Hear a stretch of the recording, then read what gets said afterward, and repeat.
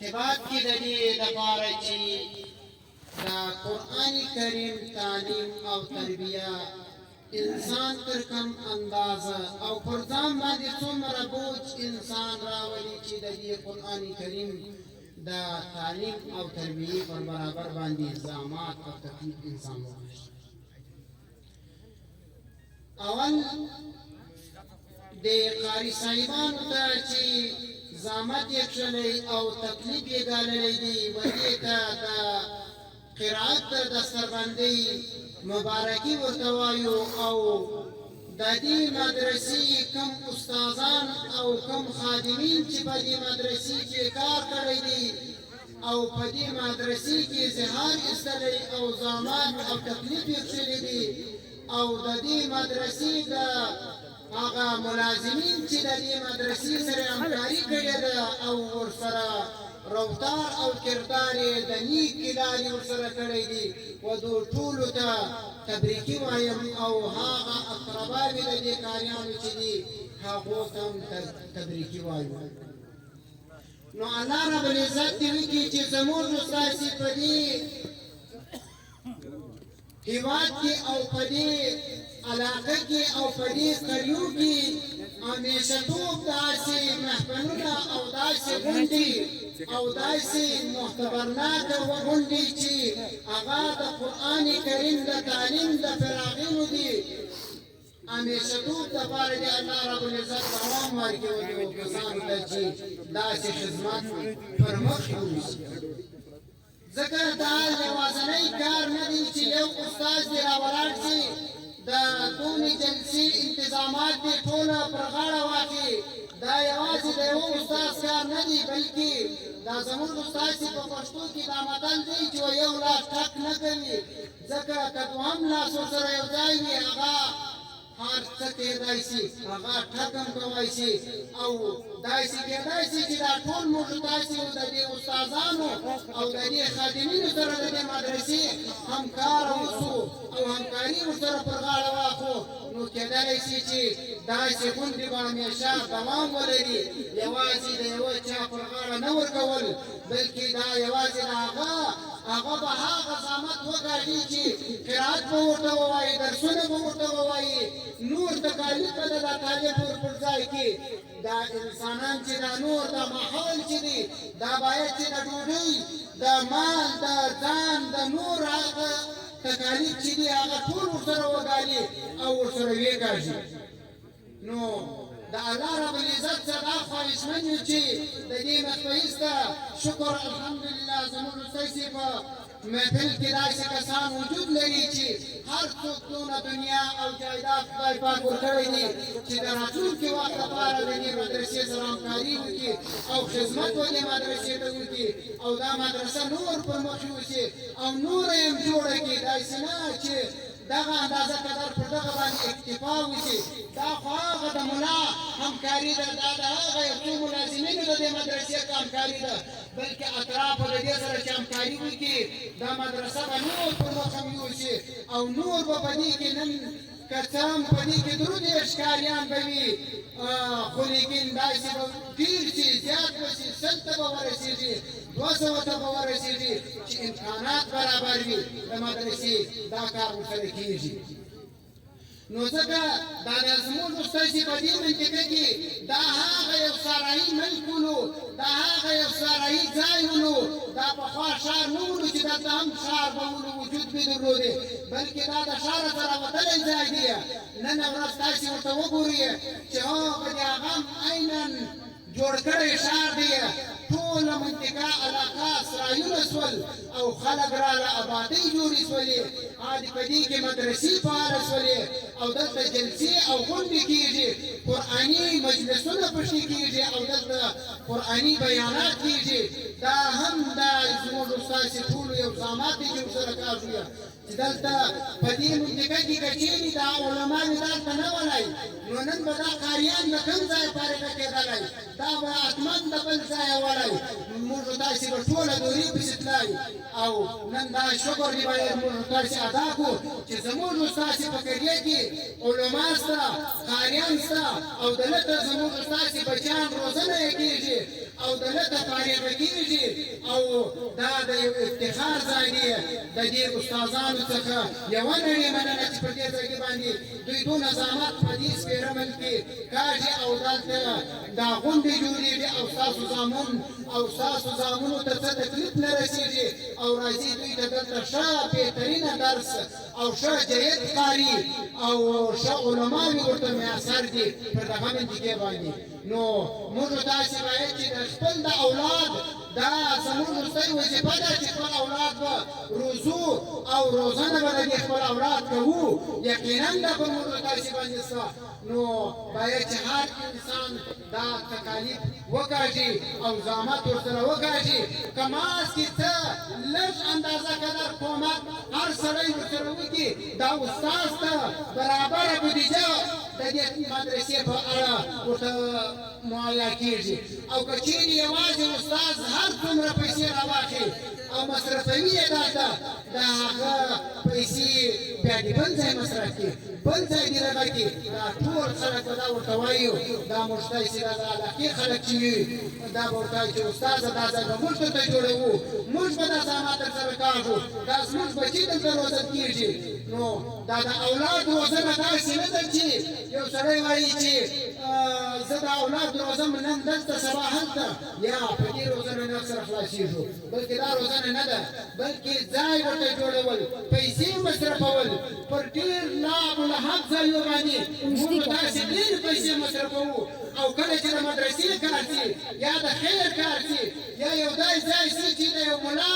کار په هغه سره آبادېږي ملا دا د ځان سره قبر ته نه وړي بلکې دا د دې ملا څه پاته ده ځکه د رسول علیه صلات وسلام څه چې دا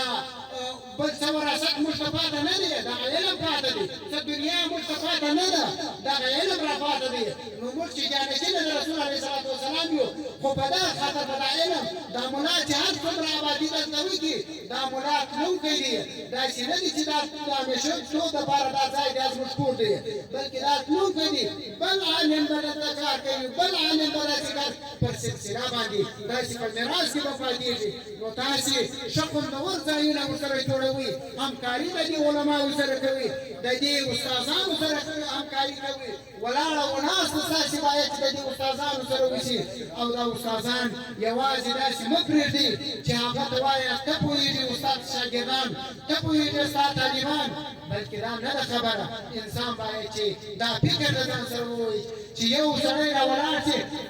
خپل معاشره یا 15 تنه کول وي یا 10 تنه کول وي دا دی نشي روزلی اما چیرې به دی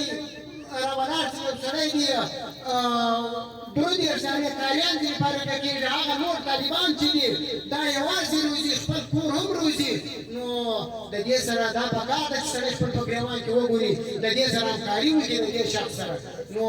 بهتره کار دا دی چې سړی خپل اولاد د روزنې لپاره هر څومره ځای برابر کړي او ښه په بهترینه سره ځای خوندور وشي ذكر رسول الله صلى الله عليه وسلم مبارك حديث دی خيركم من تعلم القرآن وعلمه بهترین استاسو هغه شخص دی چې خپل یو قرآن کریم زده کړي او بیا یې بل چاته وروښيي او دا تعلیم او تربیه بیا بل چاته ورکړي دا نو هغه بهترینه څوک دی دا هغه څوک دی چې ډېر د بنده پنیز او په هر طرف په هر ځای چې راوخي دا غوره انسان دغه دی او دا د اولاد روزنه داسې ده لکه انسان چې خپل اولاد روزي لکه هغه تاک موږ داسې باغات بعضې خلک به لري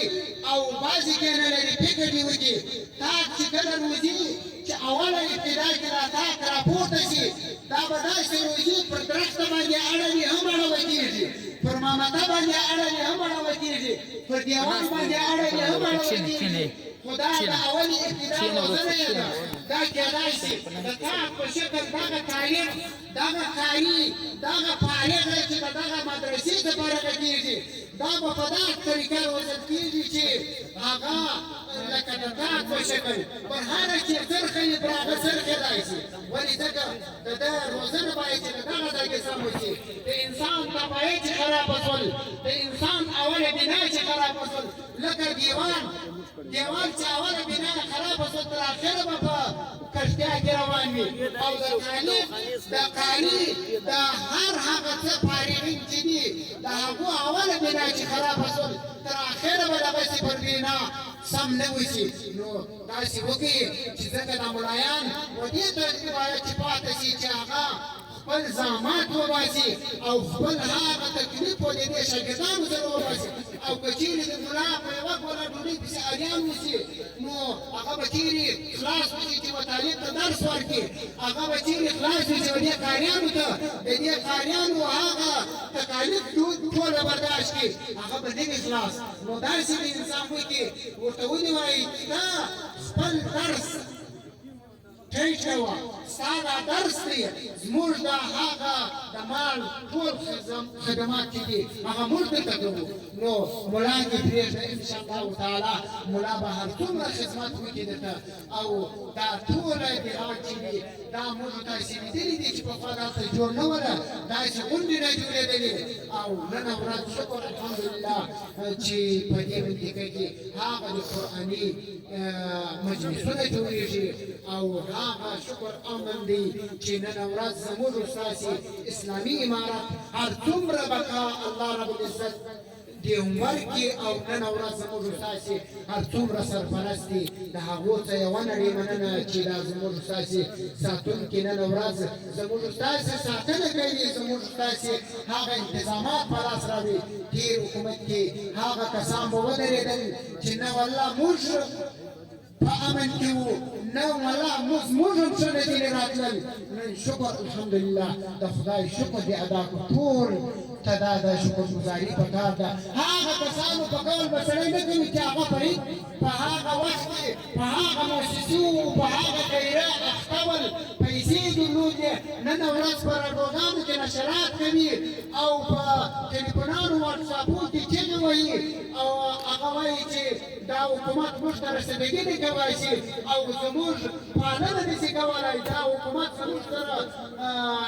ناجي کېږي نه بلکې ته د هغه پلوۍ ولې ته د هغه دولت لا پلوۍ کوله نن ورځ څه ځوانان مواله ته رسېدل څه ځوانان مشهیدان کېدل که د هې طرفو که د دې طرفونه ټوله زموږ په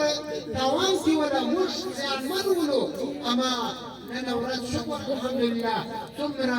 د مرګ د خوا څخه امن کې د خطر د خوا څخه امن کې د غله د خوا څخه امن کې د چورو د چپاول د خوا څخه په ټوله امکاناتو کې په امن کې نو موږ باید چې سر په سجده کښېږدو او شکر ادا کړو د اسلامي امارت څخه واخر دعوانا الحمد لله رب العالمین چې په زړه پورې ونه اخلاص ته د حضور ته درواړول او د غونډې په دې برخه کې د ترنم خواته ځو د ترنم لپاره تکړه او مشهور ترانهخوان مولوي منظور صاحب راغلي چې میکروفون مخ ته تشریف راوړي او خپله ترتیب کړې ترانه ستاسو قدرمنو حاضرینو ته درواړي محترم مولوي منظور صاحب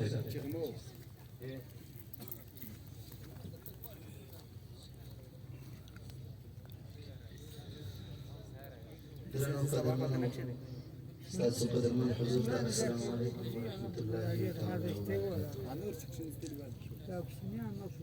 لنا ما ندی قربان دغه سلطوري یارا ندی قربان دغه سلطوري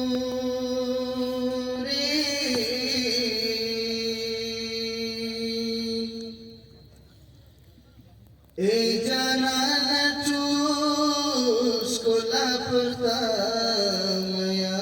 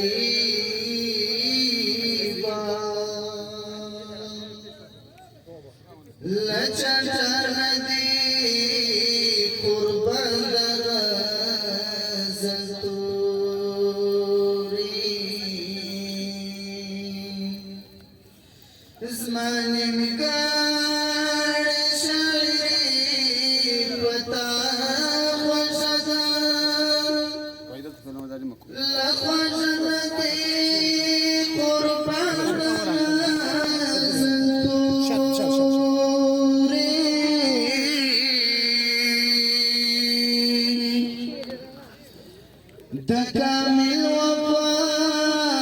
زخمی زلتا تسان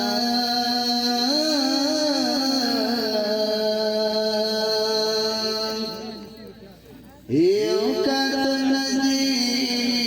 قربان زلتو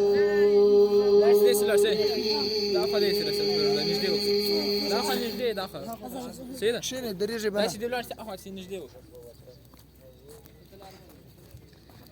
دخبل هوات بهرال ویشت زمکانن کوم دخبل هوات بهرال ویشت زمکانن کوم کچا يرغل کوان سبیا ورسر جنگ کوم کچا يرغل کوان سبیا ورسر جنگ کوم دخبل هوات بهرال دخبل هوات بهرال ویشت زمکانن کوم کچا يرغل کوان سبیا ورسر جنگ کوم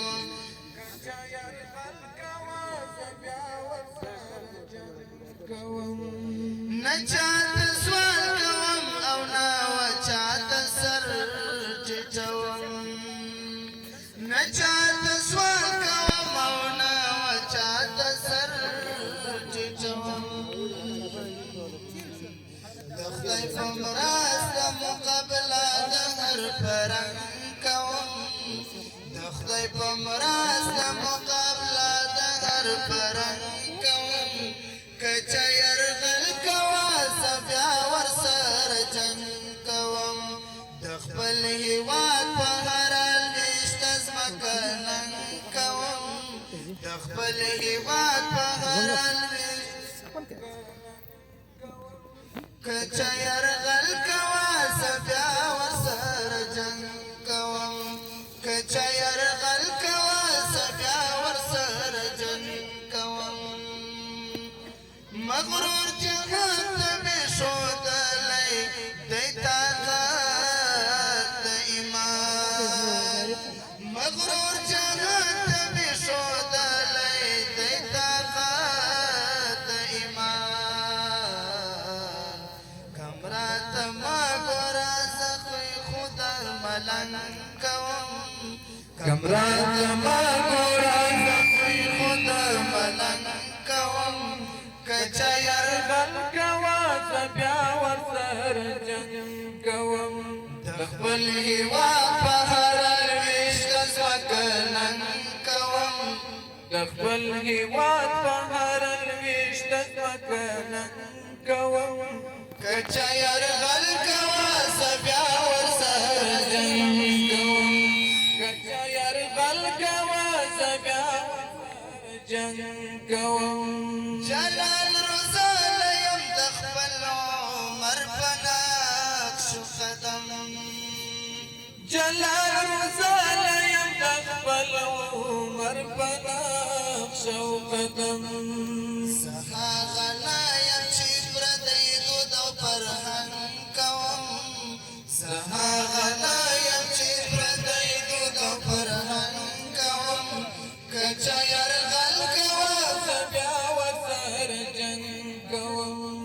دخبل هوات بهرال ویشت زمکانن کوم دخبل هوات بهرال ویشت زمکانن کوم کچا يرغل کوا سبیا ورسر جنگ کوم کچا يرغل کوا سبیا ورسر جنگ کوم څوک دی وما ته پاره سهولندن نازیږي څوک دی وما ته پاره سهولندن نازیږي بیا د خپل وطن په حسن د سالم کوم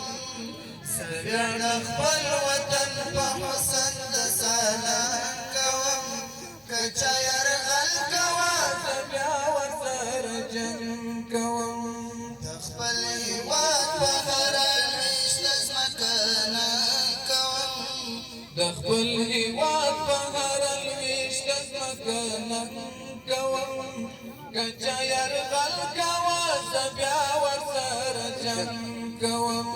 کچا یرغل کوا زبیا ورسر جنگ کوم چې د ژوندي ضمیر په نوم باندې څه نه پېژنې چې د ژوندي ضمیر په نوم باندې څه نه پېژنې داسې خلکو نه ګربز مستغفر نن کوم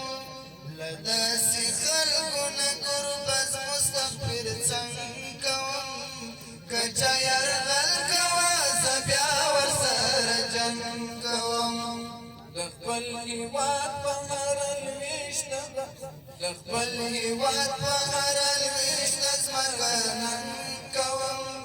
که چا یرغل کوه زه بیا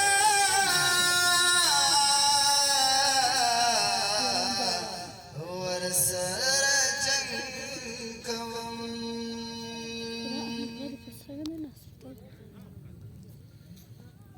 یو جهان جنانه د محترم منظور صاحب چې په زمینه ترانه ستاسو قدرمنو حضور ته درواغ سفاره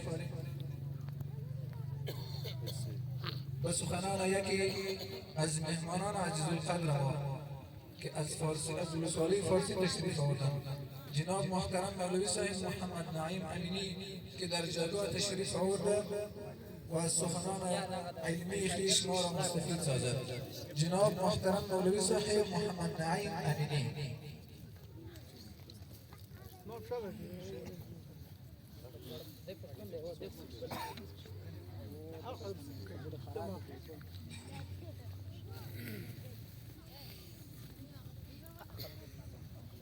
السلام عليكم ورحمة الله وبركاته. أعوذ بالله السميع العليم من الشيطان المرتد اللئيم الرجيم. بسم الله الرحمن الرحيم.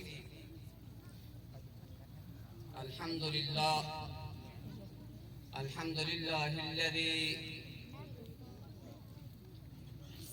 والصلاة والسلام على رسول الله صلى الله عليه وآله وسلم وعلى من تابعه إلى يوم الخدا وبعد. قال الله تبارك وتعالى في محكم كتابه العظيم وفرقانه المجيد: أعوذ بالله من الشيطان الرجيم. يرفع الله الذين آمنوا منكم والذين أوتوا العلم درجات. الآية. صدق الله العظيم. عن أبي هريرة رضي الله تعالى عنه قال قال رسول الله صلى الله عليه وآله وسلم: إنما مما يلحق المؤمن من عمله وحسناته بعد موته علما علمه ونشره،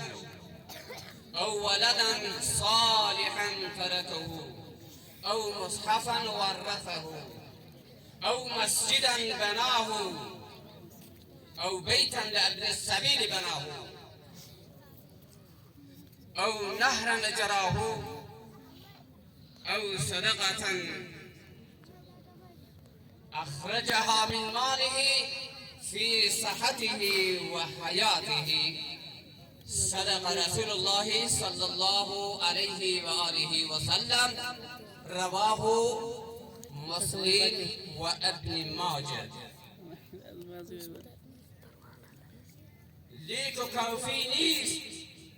تنها خوندنش،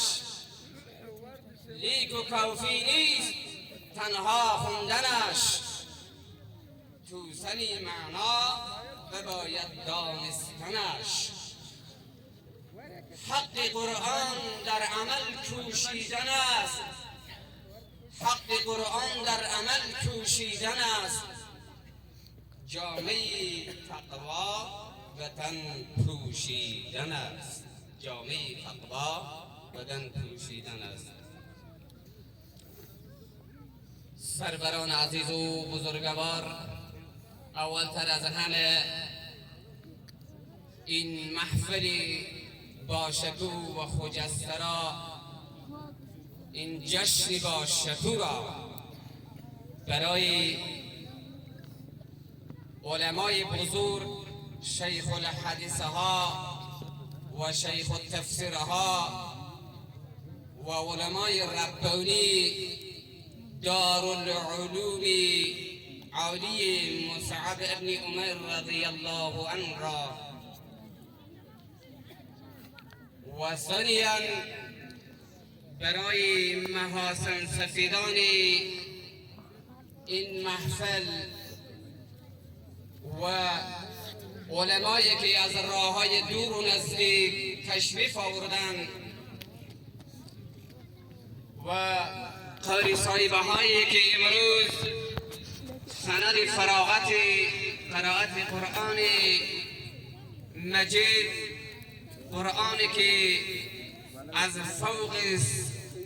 7 آسمان به ذریعه ملک رحمت الله به زمین فرو آورده شده، و برادران خیری که به این محفل باشکوه سهم گرفتن، کمک مالی و جانی نمودن، و برادرانی که در طول 1 سال گذشته تا به اکنون زحمت این مدرسه را کشیدند و خرج و مصرف این اردوی اسلام پیامبر بزرگوار اسلام را دادند. خیر و مقدم موسفیدان و مهمانان عزیز و تبریکی و صمیمیت این محفل را برایشان صمیمانه عرض می نماییم. از الله بزرگ خواهشمندیم که در مقابل همچو زحمات بیدریق و با اخلاص به من شما اجر جزیل و مزد کثیر را لطف و عنایت بفرماید. آمین یا رب العالمین.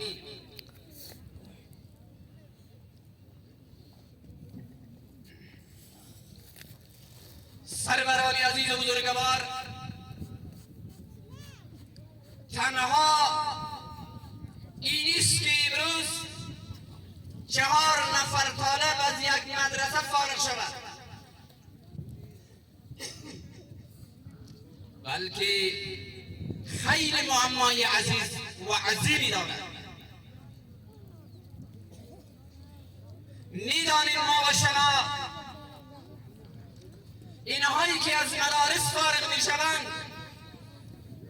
از مدارسی که تأسیساتی از این و بنیانگذاری از این را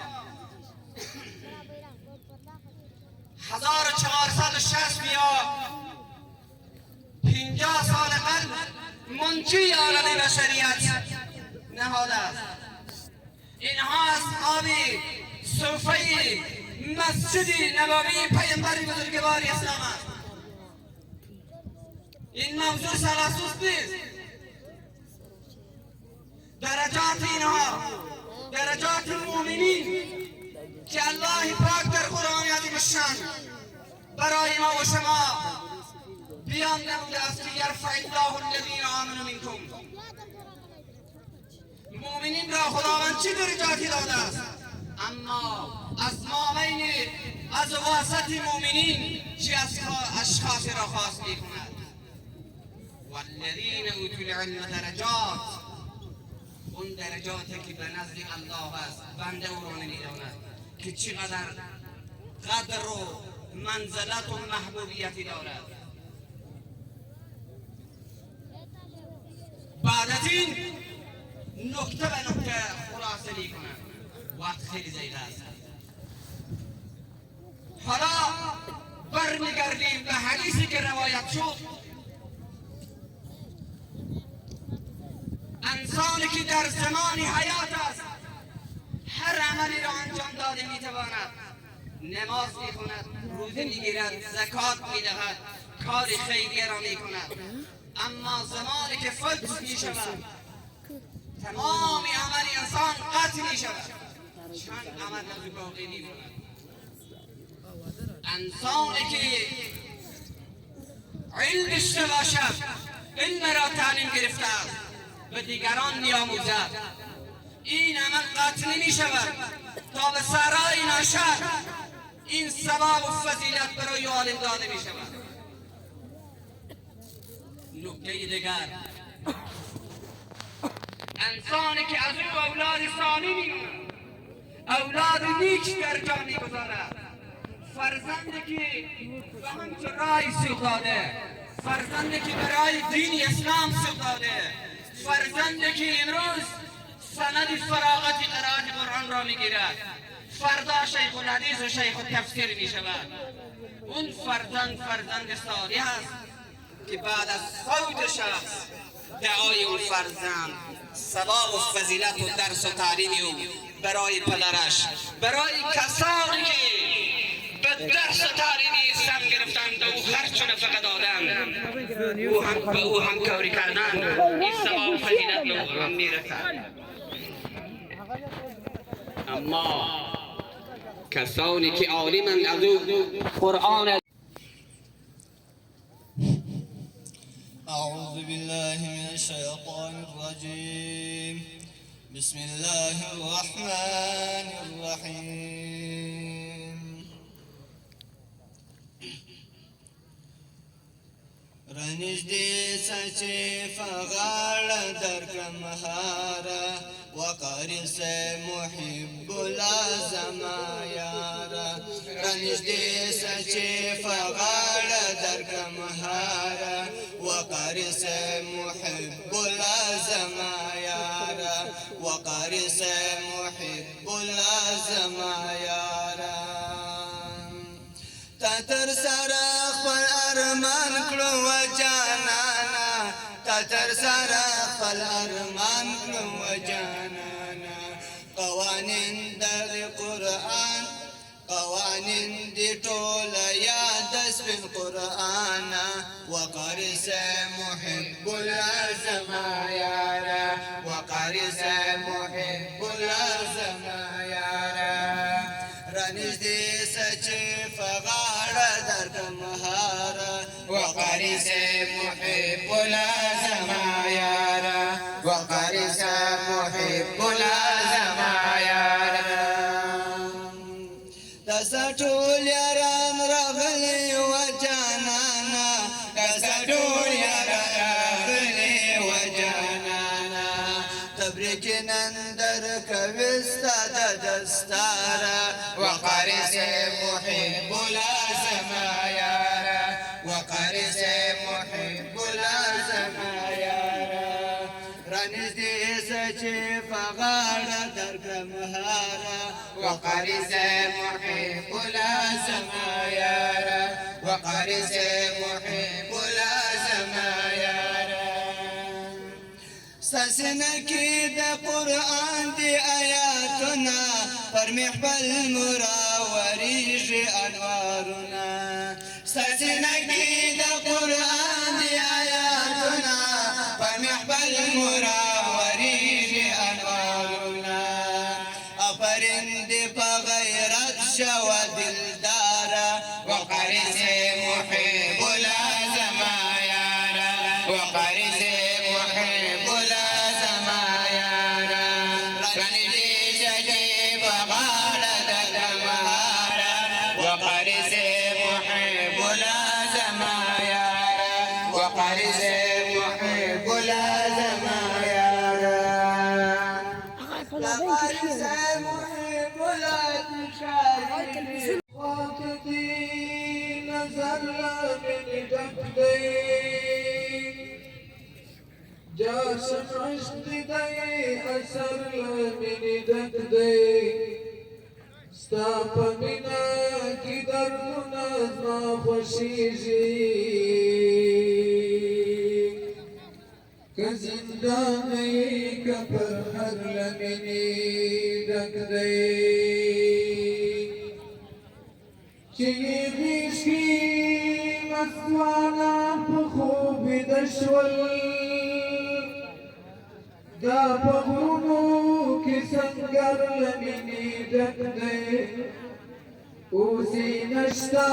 په سینه کې نفرتونه له مرمیو ډک جاور له مینې ډک دی موږ د پاک الله دیدار او حورې غواړو ځکه ستا په نیز ګودر له مینې ډک دی په اذان باندې دې مړه قومونه ویښ کړل کله ستا هر مازدیګر له مینې ډک دی اوس یې نشته په سینه کې نفرتونه له مرمیو ډک جاور له مینې ډک دی ستا احمد تکل اشعار مې زیات خوښېږي دا غزل دې بیا اکثر له مینې ډک دی یو ځل بیا هم له محترم مولوي منظور صاحب څخه په ډېر ادب او احترام دې ټول چې مجافرینو ته تشریف راوړي او تاسو محترم ګډونوال په ترنم ونازوئ.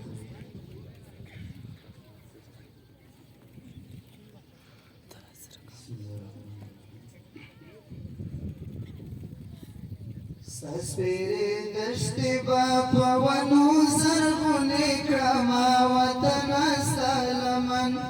ستا لمن به ټول باغچې کړمه وطنه ستا لمنه ستا سپېرې دشتې به په ونو زرغونې کړمه وطنه ستا لمن به ټول باغچې کړمه وطنه ستا لمنه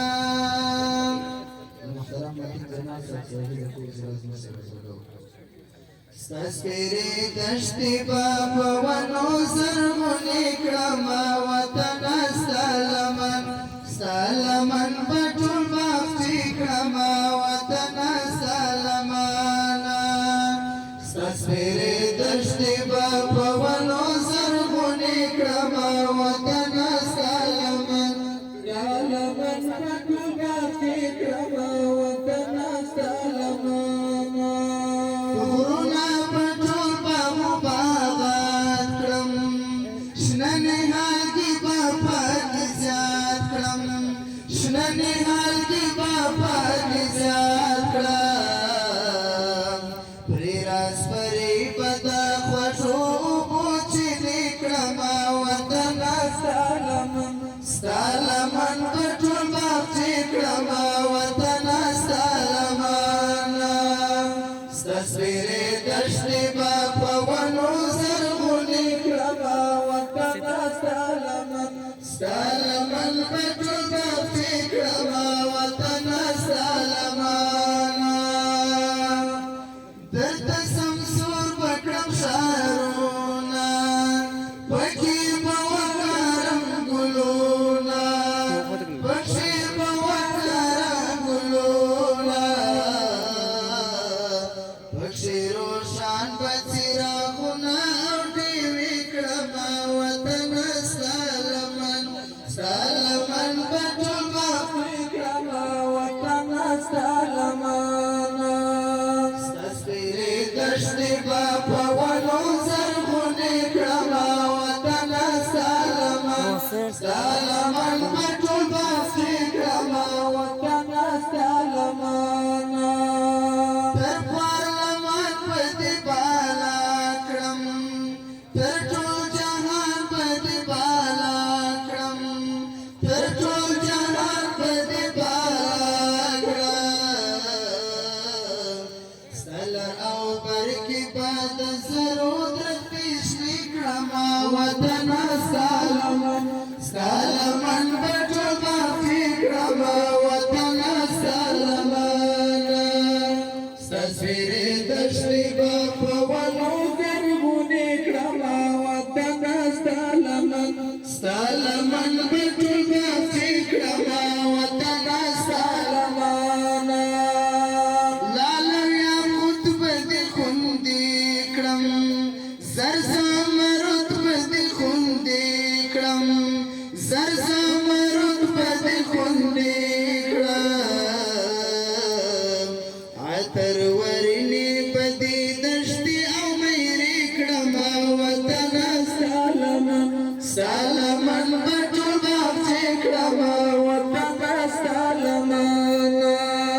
تصویر دشتی باپا ونو زرگونی کرما وطن استالمن استالمن بطول بافتی کرما وطن استالمن کمرگی شدم څو وختان کمی یاري وکړه لبختان کمی یاري وکړه لبختان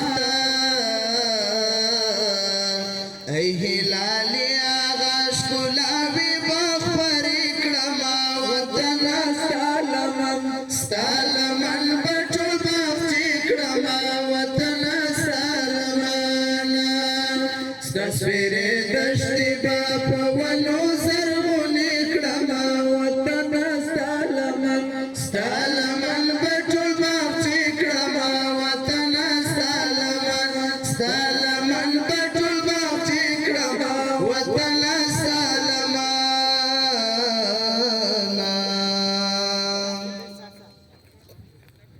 لا محترم المولود صاحب صاحب يغض منكم تدخل خواجه عواز الشير تدخل خبرنامه المعنى که برای همگی ما توفیق این جمع و این محفل نورانی و این محفل قرآنی را نصیب گردانید و ثانیاً درود بی پایان بر سرور و سردار دو جهان حضرت منجی عالم بشریت ختم المرسلین حضرت محمد مصطفی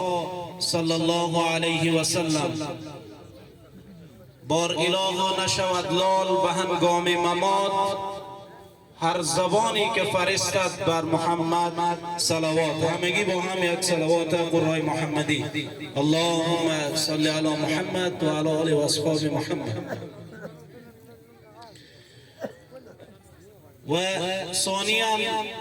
این محفل دستار را خدمت اساتید بزرگوار جناب مولوی صاحبان گرانقدر قاری صاحبان عزیز تبریک و تهنیت عرض می نماییم و از الله رب العزت و الجلال می خواهیم که توفیق عمل نصیب ایشان و همگی ما نصیب بگرداند. آمین یا رب العالمین.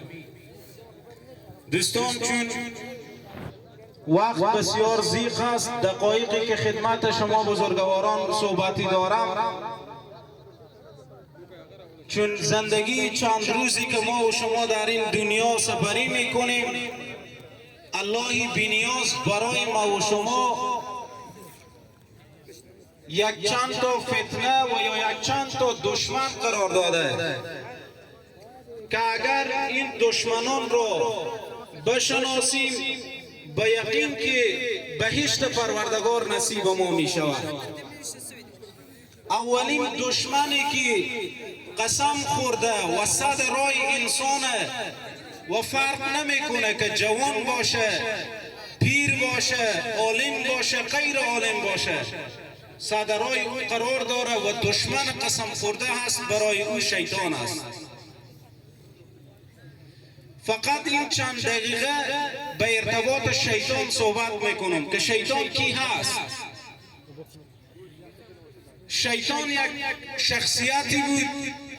که الله بی‌نیاز زمانی که او را خلق کرد بعد از اونی در بهشت پروردگار، بعد از اونی که خداوند بی‌نیاز حضرت آدم علیه السلام را خلق کرد برای ملائکه دستور داد که آدم را سجده کنید. همگی سجده کردن الا ابلیس، مگر شیطان سجده نکرد. و این بود که با اساسی که آدم را سجده نکرد طوق لعنت به گردن او افتاد و بعد از اون از خداوند بی‌نیاز چند درخواست کرد، چون او یک جایگاه بسیار خاصی داشت در نزد پروردگار. بعد از اون خواسته از او چی بود؟ اولین خواسته ای بود که برای من عمر بده، تا زمانی که یک انسان در روی زمین باشه من هم باشم. خداوند خواسته از او قبول کرد. دومین خواسته که شیطان کرد از الله بی‌نیاز این بود که او به من قدرت بده که بر رگ رگ انسان را پیدا کنم. خداوند این خواسته ای او را نیز قبول کرد. بعضی ها فکر میکنن که شیطان زمانی که بحث میشه شیطان یک آدم، یک شخصیت شوخیه. بالای 80 مرتبه در قرآن کریم کلمه شیطان یا شیطانه یا شیاطین ذکر شده. پس این مهمه برای همگی ما و شما. چرا اگر موضوع شیطان و گپ شیطان یک گپ پیش پا افتاده می بود، خداوند بی‌نیاز در قرآن کریم 80 مرتبه کلمه شیطان را ذکر نمی‌کرد.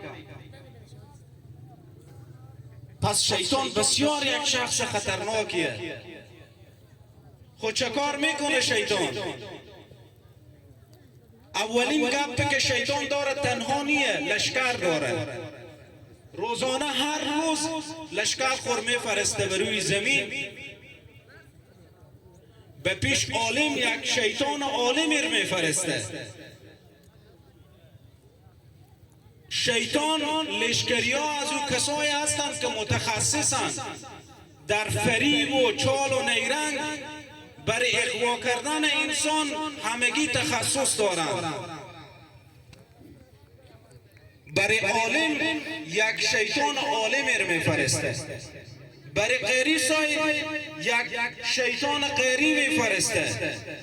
برای پیرمرد یک شیطان پیری میفرسته، برای زن یک شیطان میفرسته. اونا تخصص دارن در فریبکاری. هزاران انسان مثل ما و شما اونا بدبخت دنیا و آخرت کرده.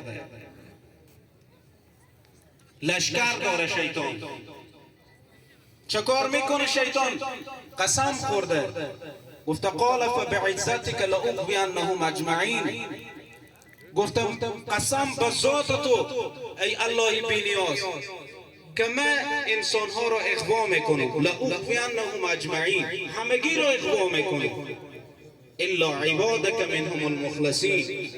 مگر کسانی که آنها مخلصند. اغوا به معنای چیست؟ زمانی که ریشه یابی کنیم،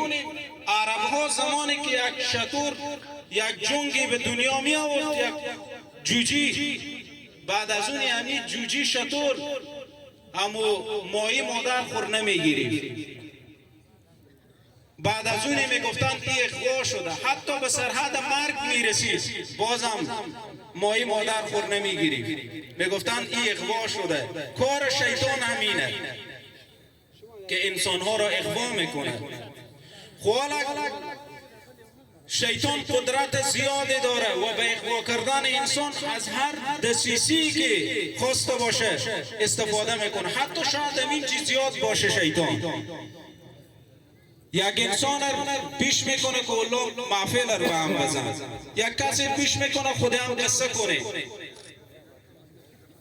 پس ما و شما اینجی که آمادیم کوشش کنیم مفاهیمی که از اینجی می آموزیم، گپایی که از اینجی برای ما گفته میشه کلن مفاهیم اسلامیه، چون محفل قرآنیه. کوشش کنیم که این حرفا را بگیریم و به زندگی عملی خود پیاده بکنیم. پس شیطان دوستا یک دشمن قسم خورده هست،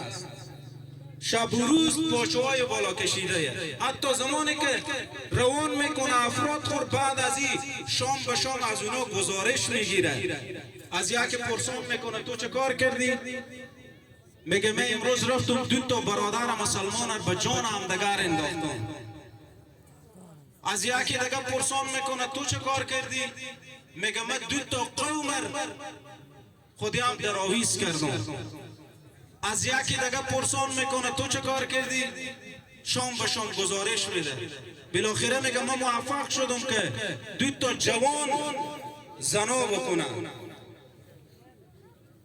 از یکی دیگه پرسان میکنه میگه من باعث شدم که زن و مرد خودم دعوا بکنن، موضوع اینا به طلاق بکشه. هر کدوم گزارش اینا رو میگیره. باز بعد از اونی او کسی که 2 تا جوان هماهنگ کرده که اینا زنا کردن باز میگیره به روز زانو خو میشونه و بالاخره یک تاج به سر میگذاره. یا کسی که با اختلاف زن و شوهر با هم جدا شدن از هم دیگر چه کار میکنه؟ یک تاج به سر میگذاره. میگه واقعا تو کار کردی. پس روزانه از لشکر خور میفرسته برای اغوا کردن ما و شما، برای از اینکه ما و شما از راه صراط المستقیم باز بداره. پس راه بیرون رفت از این دشمن چیست؟ اولین راهی بیرون رفت از این دشمن خطرناک اینه که ما و شما علم بیاموزیم. چون اگر علم ما نداشته باشیم به یقین که شیطان ما و شما فریب میده. اولین چیزی که برای همگی ما و شما لازمه علم از این که ما شیطان رو بشناسیم و این دشمن خطرناک. و دیگه چه کار کنیم؟ زمانی که یک مشکل چیزی به ما رخ میده، یک وسوسه چیزی به ما پیش میشه، کوشش بکنیم که اعوذ بالله من الشیطان الرجیم بگیم، پناه بجوییم به خدا از شر از این دشمن. و دیگه چه کار کنیم؟ توکل کنیم به الله سبحانه و تعالی. مفهوم توکل چیه؟ اینه که هر کاری که میکنیم فقط خاص به خاطر رضایت الله سبحانه و تعالی باشه. کار ما، عملکرد زندگی ما مطابق به شریعت اسلام باشه، مطابق به شریعت زندگی بکنیم چند روزی که در این دنیا هستیم، تا ای که الله بی‌نیاز ما را سعادتمند دنیا و آخرت داشته باشه. دوستان چون وقت بسیار کمه، به ارتباط همین دشمن همگی ما و شما باید متوجه باشیم که نشه خدای نکرده این دشمن ما را اغوا بکنه و نارضایتی الله سبحانه و تعالی نصیب ما بشه. از خداوند بی‌نیاز می‌خواهیم که همگی ما و شما و فامیل های ما و همگی را از شر شیطان نجات بدهد. و بازم یک بار دیگر این محفل نورانی و این دستار فضیلت را خدمت اساتید بزرگوار، فامیل های فاضلین گرانقدر، جناب قاری صاحبان و همگی دوستا تبریک و تهنیت عرض میکنیم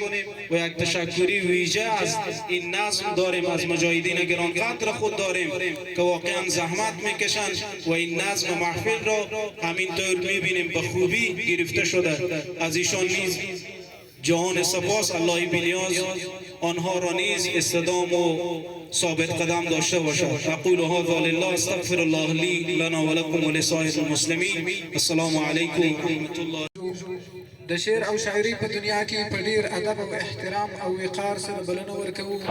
د هرات ولایت تکړه او ځوان شاعر د مینناکو جهادي او حماسي الفاظ پیودونکی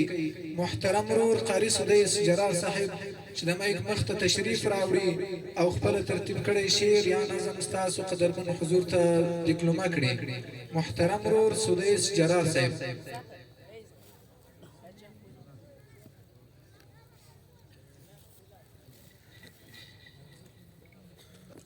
السلام عليكم ورحمة الله وبركاته. پتار او ستند رغونه کوو و آبادی ته دې موږ منع کوو. په زړه زخمي ویران وطنه، په زړه زخمي ویران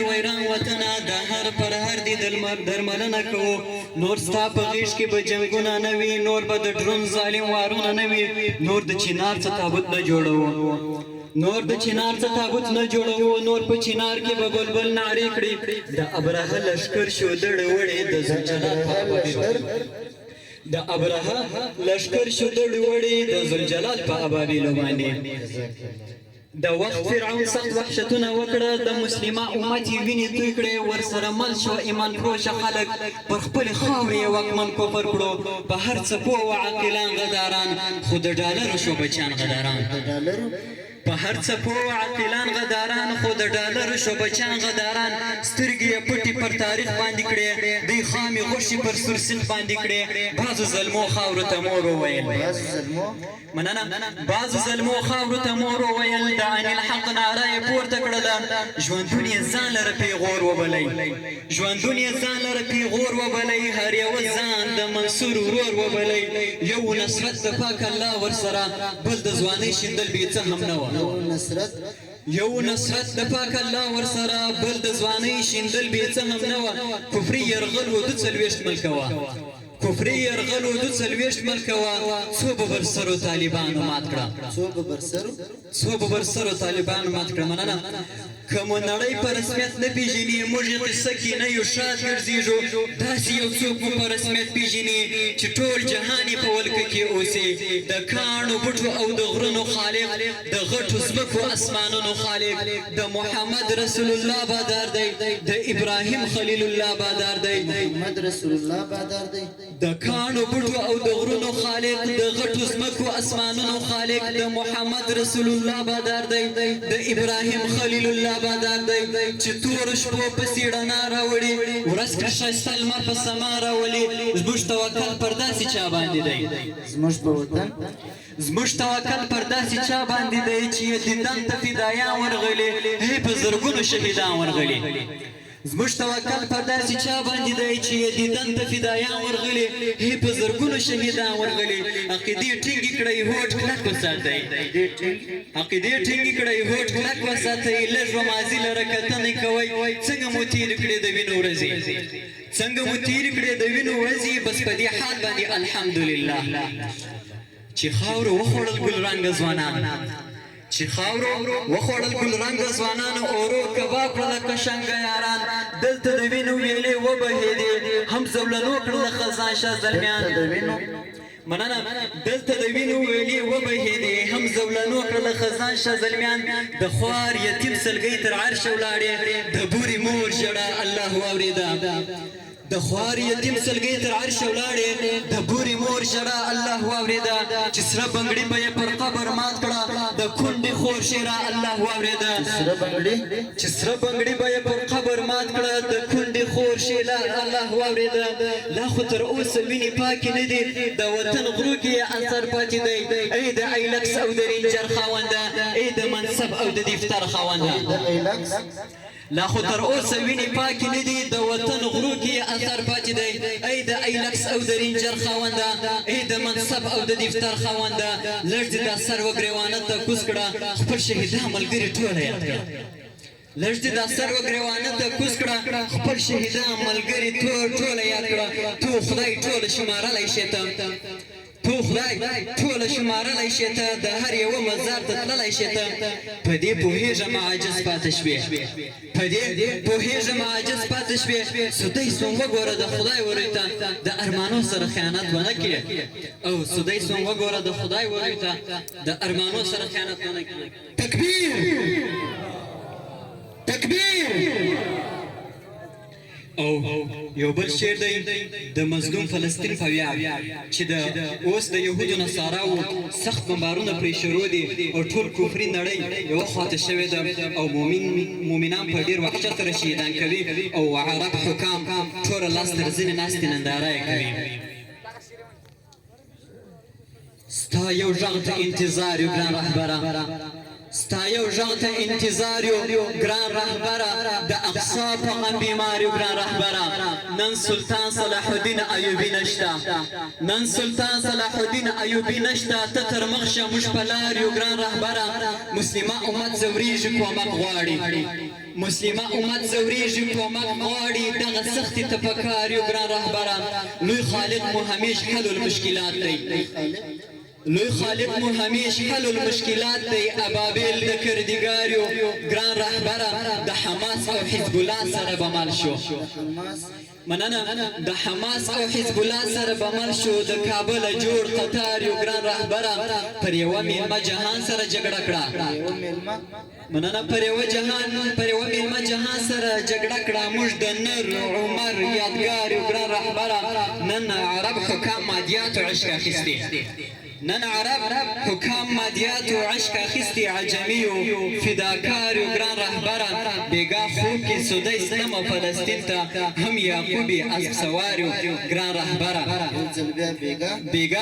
خوب کی سوده اسلام و فلسطین تا هم یعقوبی اسب سوار و گران رهبران تکبیر تکبیر ستا د بدر فرشتو ته ضرورت دی پاک عربا ستا د بدر فرشتو ته ضرورت دی فلسطین نن تنها شوی دی بې کس دی ستا نصرت خو په هر دم ورسره مل دی مننه ستا نصرت خو په هر دم ورسره مل دی ټول اسلام ترې جلا شوی دی بې کس دی ستا اقصا چې د اسلام لومړی کعبه وه ستا اقصا چې د اسلام لومړی کعبه وه یو مؤمن یې ملا شوی دی بې کس دی یهودیانو د فرعون چپن اغوستی یهودیانو د فرعون چپن اغوستی خوار مظلوم په ژړا سوی دی بې کس دی نن د یا معتصما چغه له قدس پورته کیږي نن د یا معتصما چغه له قدس پورته کیږي مسلمان غیرت لا شوی دی بې کس دی سدیس وایم دعا له زنانه سره مزه کړه سدیس وایم دعا له زنانو سره مزه کړه نر قتال ته پیدا شوی دی بې کس دی او نر قتال ته پیدا شوی دی بې کس دی نعره تکبیر په زور را سره وایست نعره تکبیر نعره تکبیر جزاکم الله توجه مو یو درس افغانستان مننه الشيطان الرجيم بسم الله الرحمن الرحيم وننزل من القرآن ما هو شفاء ورحمة للمؤمنين ولا يزيد الظالمين إلا خسارا صدق الله العظيم عن عمر بن خطاب رضي حمد و سپاس بخاطر النعمت عظیم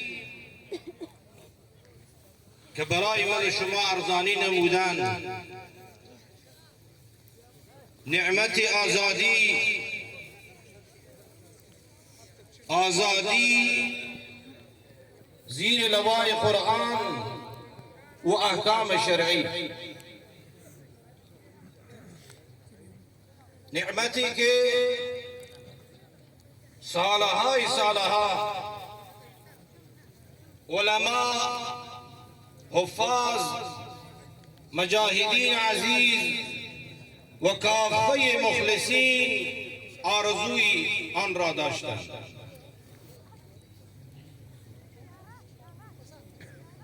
نعمت بسیار بزرگی که جهان کفر و ملل متحد نابکار همه حیران شدند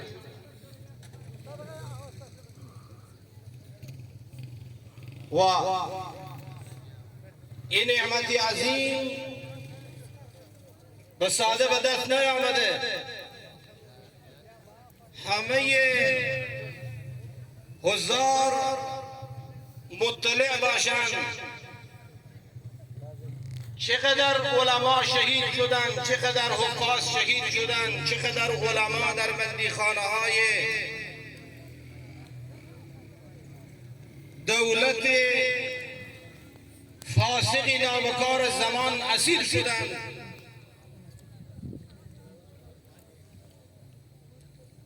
این به خاطر از این یادآوری کردم که یک عده از مسلمان های ساده لو فکر از این می کنند که امارت یک پروژه هست چند روز بعد تمام می شود و می رود بیاد داشته باشید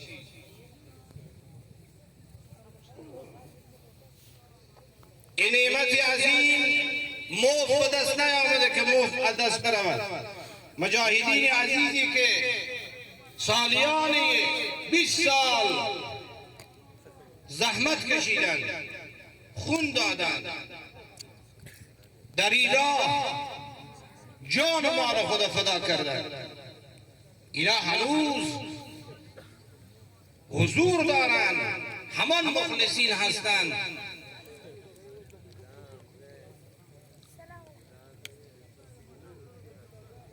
عده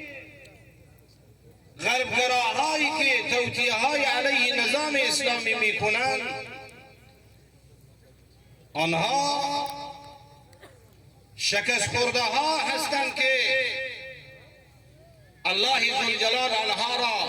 خار و ذلیل گردانید به خاطر اینکه کتاب خدا را خار کرده بودند. آیه متبرکی که خدمت شما تلاوت شد از سوره مبارکه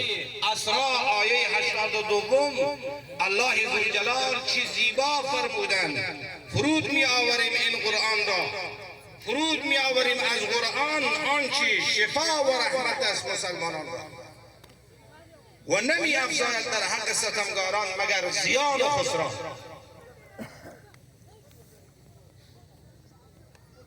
شما بروید از آن علمایی که در زمان دولت کفری اسیر شده بودند سوال بکنید. خیلی از اندیوالا وقتی که به دیدنشان میرفتیم سوال میکردن، صحبت میکردن، سوال میکردن از اونا دیگه طلبا و حفاظ علما.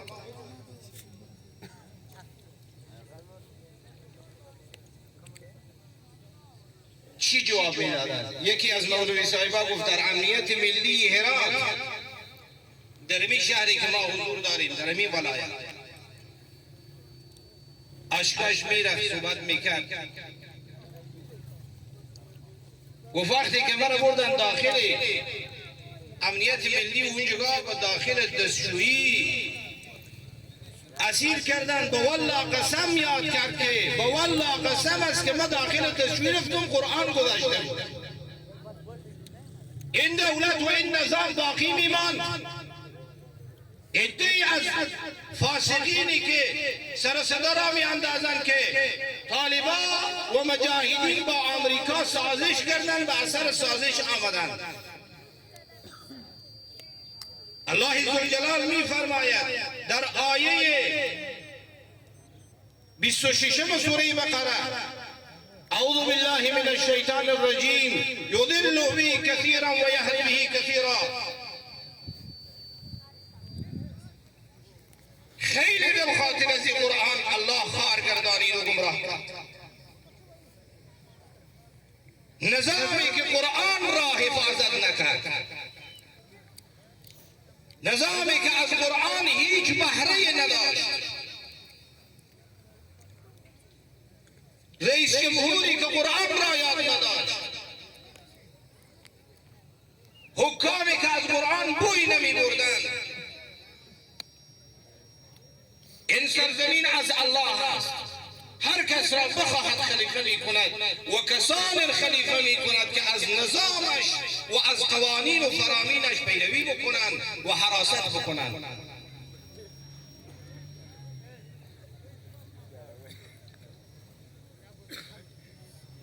حدیث مبارک امیر المؤمنین عمر بن الخطاب رضی الله عنه روایت می کند که رسول مقبول صلی الله علیه و سلم فرمودند الله جل جلاله به وسیله قرآن ملت‌های را رشد و ترقی می‌دهد و ملت‌های را خار و زبون می‌سازد. ملتی که امروز رشد کردند و ترقی کردند به خاطر حراست از قرآن بود و به خاطر حمایت از قرآن بود و هست. شکی نیست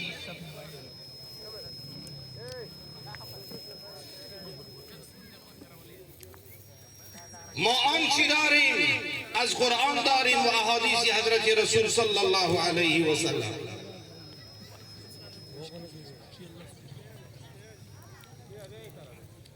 پس فراموش نکنید که اگر غربی ها در رسانه ها سر و صداهایی میکنن، اینها حرفهای لا یعنی هست که در گوش مخلصین هیچ تأثیری ندارد. و این به یاد داشته باشید که زمانی که شما ملت مسلمان از قرآن پیروی بکنید و حکام شما کسایی باشند که حافظین قرآن و علما باشند که امروز الحمدلله در رأس قرار دارند و اینها حمایت جانی و مالی از قرآن داشته باشند هرگز شکست نمیخورند.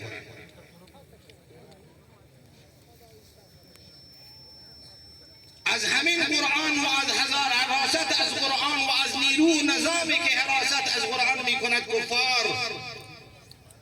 شکست خوردن و لرزه در اندام دارن و می ترسن. از همین قیافه های سنتی و اسلامی می حراسن.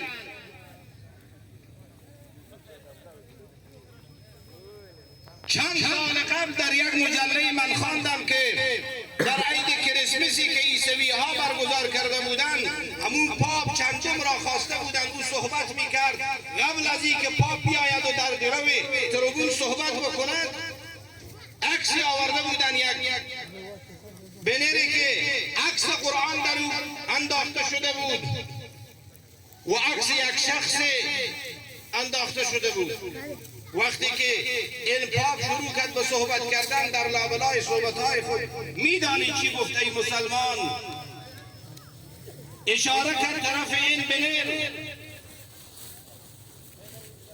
که ای ملت مسیحی متوجه باشید تا زمانی که مسلمان ها از این کتاب و از این عکسی که من انداختم که محمد است که آنها به نام پیغمبر میگن صلی الله علیه و سلم، اگر از این دو چیز آنها پیروی کردن بدانید که ما بر آنها موفق نمیشویم. جهان کفر و ملل کفر به وضوح دانستند که ملت مسلمانی افغانستان تا زمانی که از این دو رهبر پیروی کنند شکست نمیخورند.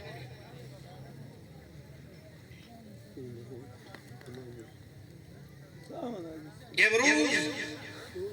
به لطف خداوند جل علی شانه ما و شما از حافظان قرآن تجلیل میکنیم زیر سایه و پرچم محمد رسول الله صلی الله علیه و آله و سلم. این نعمت بسیار عظیم است، نعمت بسیار بزرگ است که نظیرش شاید در تاریخ بعد از خلفای اربعه نبوده باشد. الله ذوالجلال برای حافظین قرآن، برای کسانی که حفظ کردن قرآن مبارک توفیق عمل عنایت بفرماید. برای علمای عزیز ما که در رأس قرار دارند توفیق عمل به این کتاب مقدس و احادیث حضرت رسول صلی الله علیه و سلم عنایت بفرماید تا اینکه ما همین قسمی که سرفراز شدیم سرفرازتر شویم. نشود که بعد روزی نعوذ بالله من ذالک عده‌ای از فساقی که امروز خبرچینی های میکنن آنها شاد بشن و انشاءالله آن روز نخواهد آمد. عن عثمان رضی الله عنه قال رسول الله صلی الله علیه و سلم خیرکم من تعلم القرآن وعلمه رواه البخاری. حضرت امیر المؤمنین عثمان رضی الله عنه که شما همه به نام مبارک از او آشنایی داریم، ذی نورین، صاحب دو نور، شخصیت بزرگ،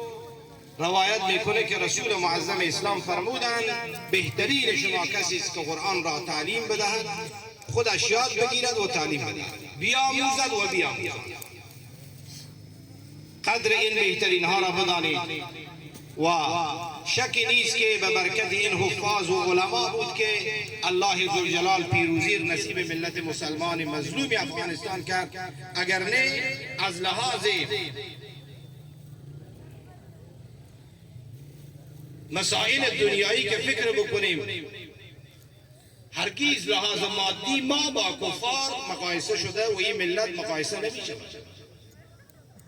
اتم داشتن چی دارن؟ همه دارن، فقط خدا رو ندارن. والله ذوالجلال آنها را به خودشان رها کرده و شکست میده. او سلطان هرچی خواهد آن کند، عالمی را در دم ویران کند. هیچ کس فکر نمیکرد که به یک شبه نظام کفری از بین میرود و علما و مجاهدین عزیز پیروز میشن. گرچه مخلصین، علما، حفاظ، بزرگا همه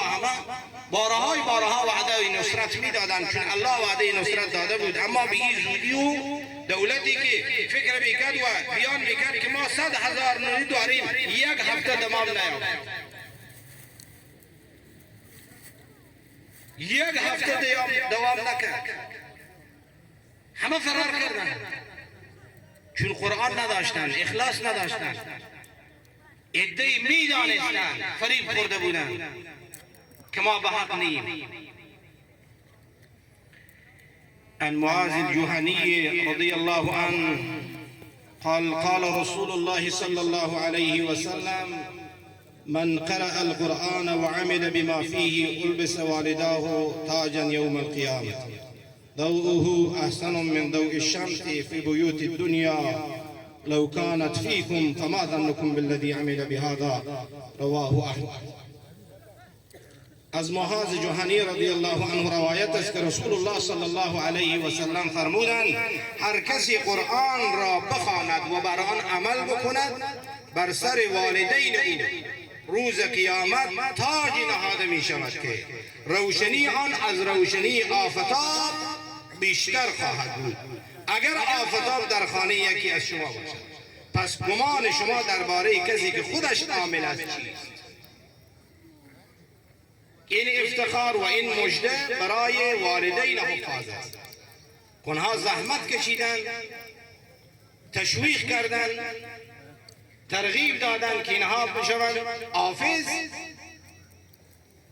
روز قیامت با سربلندی تمام الله ذوالجلال تاجی سر زیرا میگذارد که روشنی آن تاج از این آفتابی که امروز ما و شما میبینیم که جهان روشن کرده روشن‌تر است. و این آفتاب به این بزرگی با جهان بزرگی روشن کرده. اگر این آفتاب در خانه باشه چقدر روشنی داره، در یک فضای مسدود و بند باشه. و حالا حالت خود شخص عامل به قرآن چیست؟ اون نعمت عظیمی که الله به او میدهد. عن عقبة ابن عامر رضي الله عنه قال: سمعت رسول الله صلى الله عليه وسلم يقول: لو جعل القرآن في إهاب ثم ألغي في النار ما احترق. رواه الدارمي أو كما قال صلى الله عليه وسلم. عقبة ابن عامر رضي الله عنه روایت میکنه که از رسول الله صلی الله علیه و سلم شنیدم که فرمودند: اگر قرآن در پوستی قرار داشته و به آتش انداخته شود نمیسوزد. علما توجیهات زیادی دارند، محدثین بزرگ. بعضی ها میگن این در زمان خود حضرت رسول صلی الله علیه و سلم بوده اجازه، و بعضی ها میگن نه، حکمت از این همیشه هست و دوامدار است. به این معنا که حافظ قرآن اگر به خاطر یک گناه به دوزخ برود نمیسوزد، به خاطر از این که قرآن در سینه‌اش است. امید است که حافظین قرآن عمل به قرآن بکنند که هیچ وقت به دوزخ نرود. الله ذوالجلال برای همه حافظین باز هم تکرار میکنم توفیق عمل به قرآن عنایت بفرماید و برای همه ما مسلمان ها توفیق عمل به قرآن عنایت بفرماید. الله ذوالجلال این نظام مقدس اسلامی ما را پایدار نگه بدارد و الله منان مجاهدین عزیز مظلوم مسلمان فلسطین را کامیاب و پیروز بگرداند و خدای منان به برکت این کلام مقدس خود اسرائیلی نابکار و صهیونیستا و آمریکا قسمی که در افغانستان خار و ذلیل و شکست خورده گردانید در فلسطین هم آنها را شکست بدهد تا ای که جهان کفر بدانند که حق با مسلمان هاست.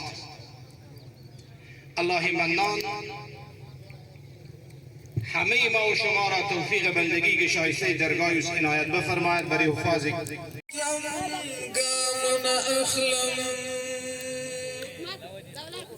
اساسی او منظم گامون اخلم د وطن د آیندې غم را سره دی په ماضي ایږدم قدم ګامونه اخلم ټول مې ویني زه په خپلو پښو ولاړ یم له سیالانو سره سم ګامونه اخلم خدای بی لتا می بلا اسر نشتا ستا په فضل او کرم ګامونه اخلم زدی سوی چغی اورم غافل نیم اقصا ځان در رسوم ګامونه اخلم زعابید بولی نارسم منزل تا چی پر پلنو دا سنم گامون اخلم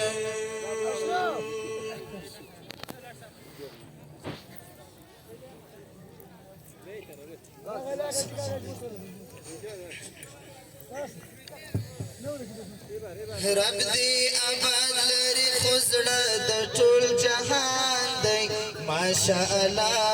افغانستان دی ماشاء الله افغانستان دی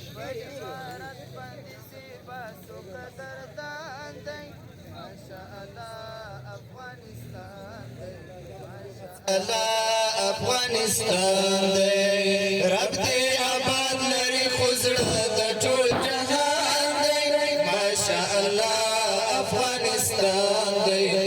ماشاء الله افغانستان دی په امارت باندې زیبا سو قدردان دی ماشاء الله افغانستان دی ماشاء الله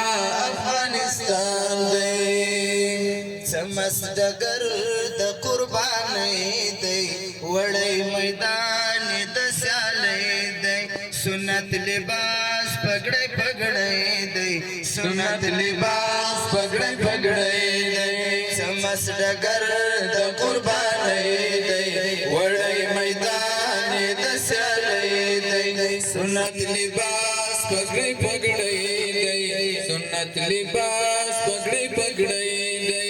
د ستمګرو یرغلګرو قبرستان دی ماشاء الله افغانستان دی ماشاء الله افغانستان دی رب دی آباد لري خوزړه د ټول جهان دی ماشاء الله افغانستان دی ماشاء الله افغانستان دی په امارت باندې زیبا سو قدردان دی ماشاء الله افغانستان دی ماشاء الله افغانستان دی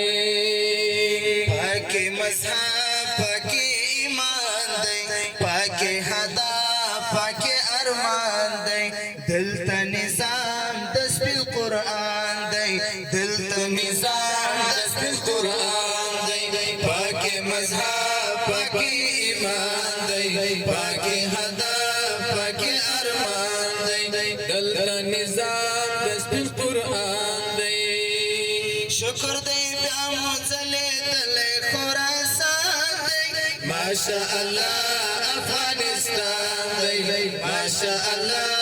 افغانستان دی رب دی آباد لري خوزړه د ټول جهان دی ماشاء الله افغانستان دی ماشاء الله افغانستان دی په امارت باندې زیبا تو قدردان دی ماشاء الله افغانستان دی ماشاء الله افغانستان دی دلته سالیس عمر پیدا سو دلته شهید منصور پیدا سو ستوری شیخ هبت الله سو ستوری شیخ هبت الله سو دلته سالیس عمر پیدا سو دلته شهید منصور پیدا سو ستوری شیخ هبت الله سو ستوری شیخ هبت الله سو مسکن تکرار لدد الله عمل بورچان دی ماشاء الله افغانستان دی ماشاء الله افغانستان دی مسکن تکرار لدد الله عمل بورچان دی ماشاء الله افغانستان دی ماشاء الله افغانستان دی رب دې آباد لري خو زړه د ټول جهان دی ماشاء الله افغانستان دی ماشاء الله افغانستان دی په امارت باندې زیبا سو قدردان دی ماشاء الله افغانستان دی ماشاء الله افغانستان دی استشهاد جهاد زنګو دا صالح حسین د زمرو دا خاوره د ننګ او د شملو دا خاوره د ننګ او د شملو دا د استشهاد جهاد زنګو دا صالح حسین د زمرو دا خاوره د ننګ او د شملو دا خاوره د ننګ او د شملو دا د احمدي د زړګي کور ورته د احمدي د زړګي کور دی ورته ګران دی ماشاء الله افغانستان دی ماشاء الله افغانستان دی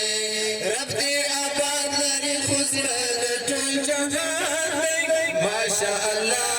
افغانستان دی ماشاء الله افغانستان دی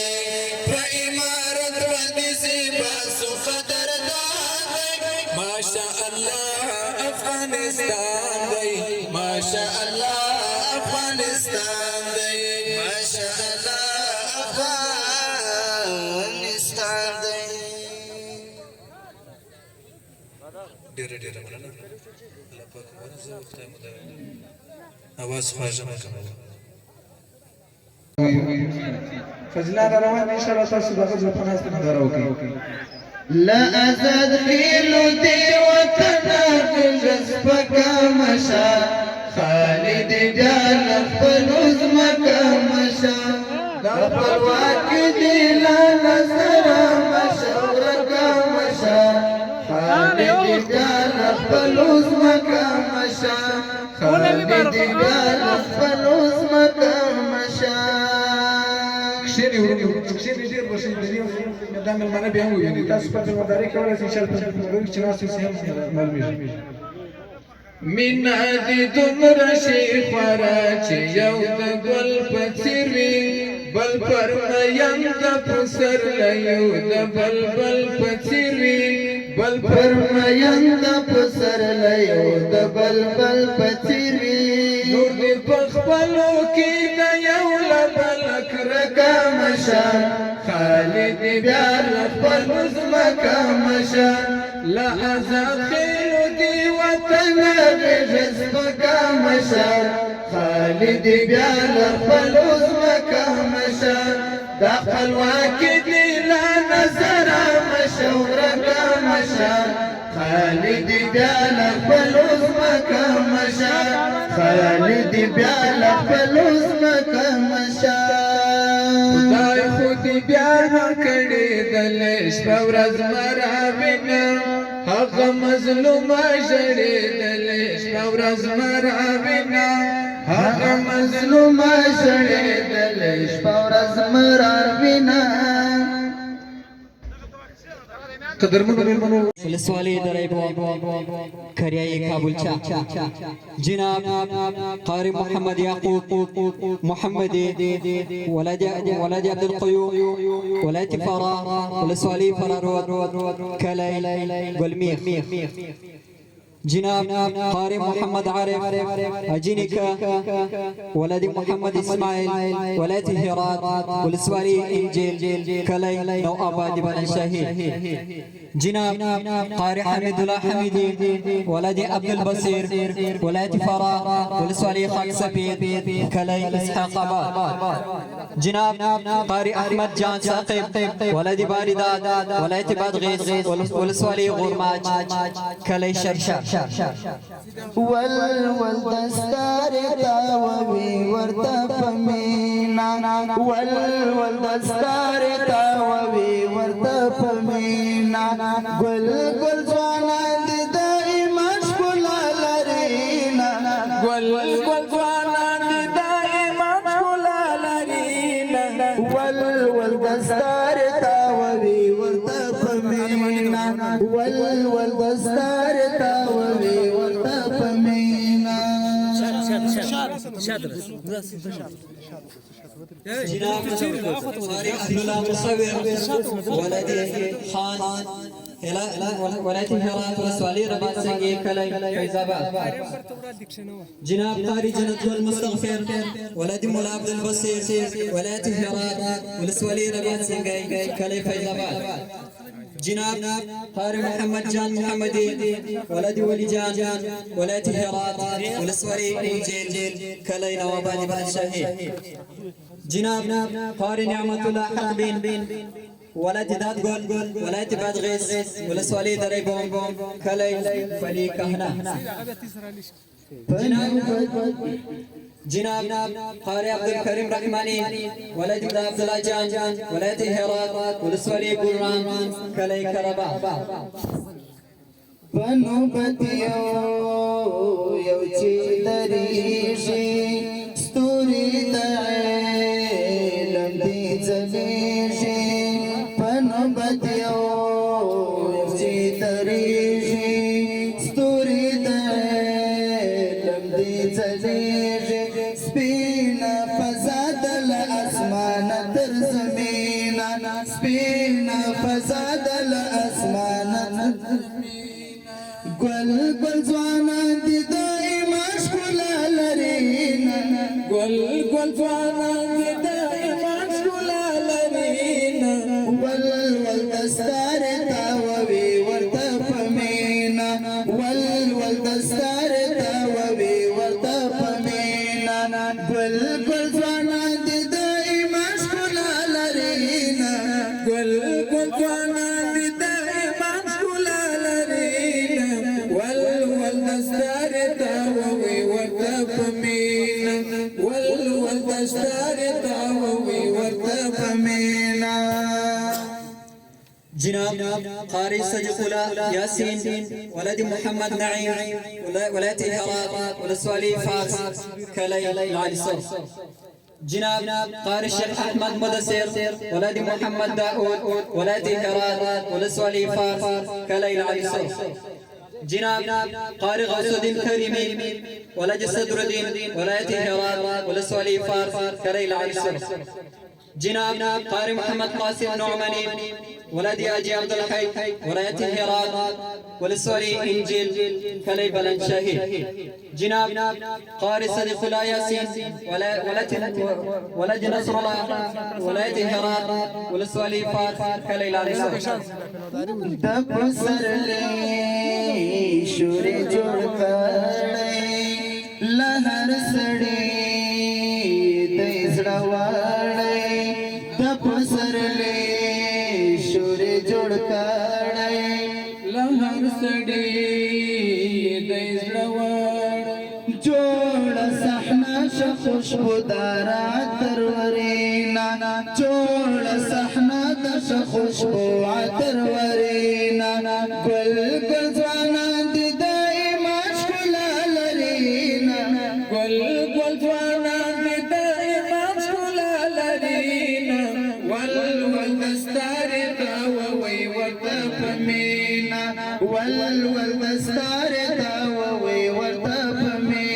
ګل ګل ځوانان دي د ایمان ښکلا لري نه ګل ګل ځوانان دي د ایمان ښکلا لري نه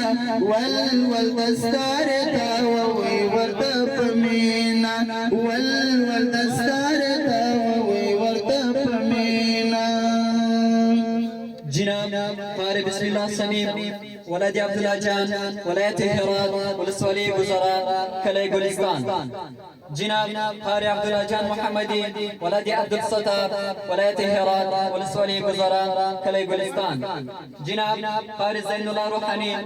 ولد والي خان ولاية هرات ولسوالي رباط سنگي كلي فيزاباد جناب قارئ نعمة الله انعام ولد محمد موسى ولاية هرات ولسوالي بلران كلي توتشي جناب قارئ نور الله منور ولد الله احمد ولاية هرات ولسوالي وزراء كلي گلستان نند ارمان گلی بڑیشی نن پر مقصد تور رسیشی نند ارمان گلی بڑیشی نن پر مقصد تور رسیشی څومره خوشال مبارک دی ورته وینا څومره خوشال دی مبارک دی ورته وینا